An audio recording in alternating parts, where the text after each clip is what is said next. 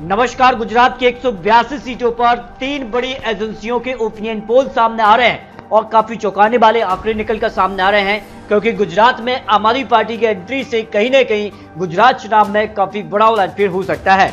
क्या अरविंद केजरीवाल चुनावी मैदान में जिस प्रकार से बड़ी बड़ी घोषणाएं करते नजर आ रहे हैं और दिल्ली पंजाब की जो योजनाएं हैं जिनके दम पर उन्होंने सरकार बनाई है, उन्हीं योजनाओं को वो गुजरात में भी यहाँ पर जनता के बीच रखते नजर आ रहे हैं। तो क्या जनता उनके पक्ष में वोट देगी या फिर बीजेपी का ही साथ देगी? इसको लेकर क्या महत्वपूर्ण आंकड़े निकल कर आ रहे हैं। क्या अरविंद केजरीवाल बीजेपी को टक्कर दे पाएंगे या फिर कांग्रेसी बीजेपी को गुजरात में टक्कर देगी? क्योंकि 2017 में बीजेपी कांग्रेस में यहाँ पर आमने सामने की टक्कर देखने को मिलेगी, लेकिन इस बार गुजरात के चुनावी मैदान में आम आदमी पार्टी दावा कर रही है और सभी सीटों पर वो चुनाव लड़ने का ऐलान कर चुके हैं। अपनी यहाँ पर उम्मीदवारों की 2 लिस्ट भी जारी कर चुके हैं और बिजली बिल जैसे बड़े मुद्दों के साथ वो चुनावी मैदान में है। तो गुजरात में परिवर्तन या फिर खिलेगा कमल, इसको लेकर 3 बड़ी एजेंसियों के ओपिनियन पोल सामने आ चुके हैं। इस हिसाब से गुजरात में क्या कुछ आंकड़ा बन सकता है, आज चुनाव होते हैं तब ये आंकड़े हैं। इंडिया टीवी ओपिनियन पोल के हिसाब से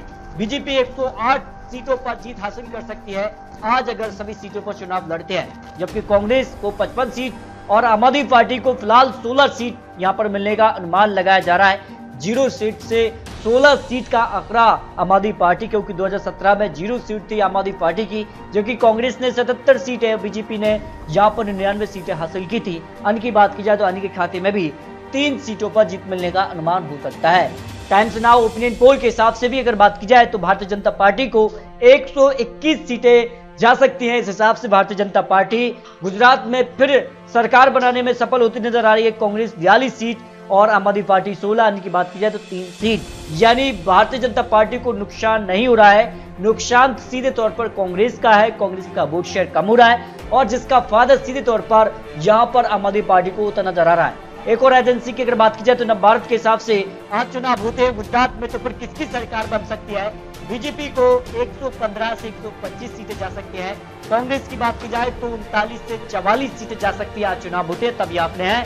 और आम आदमी पार्टी 13 से 18 सीट मिलने का अनुमान यहाँ पर दिखाई दे रहा है। अन्य की बात की जाए तो 2 से 4 सीट अन्य के पक्ष में भी जा सकते हैं। इस तरह से 3 एजेंसियों के हिसाब से आज चुनाव गुजरात में, तो यहाँ पर तीनों एजेंसियों के हिसाब से गुजरात में फिर बन सकती सरकार, क्योंकि गुजरात में यहाँ पर 27 साल से भारतीय जनता पार्टी की सरकार है। प्रधानमंत्री मोदी जी और अमित शाह यहाँ के बड़े नेता माने जाते हैं। ऐसे में फिर भारतीय जनता पार्टी का कमल खिल सकता है। तो फिलहाल ये चुनावी आंकड़े, चुनावी अनुमान ओपिनियन पोल के आंकड़े दिखाए हैं। 182 सीटों पर क्या आम आदमी पार्टी बीजेपी को कड़ी टक्कर दे पाएगी या फिर कांग्रेस बीजेपी में ही अपने सामने की टक्कर देखने को मिलेगी?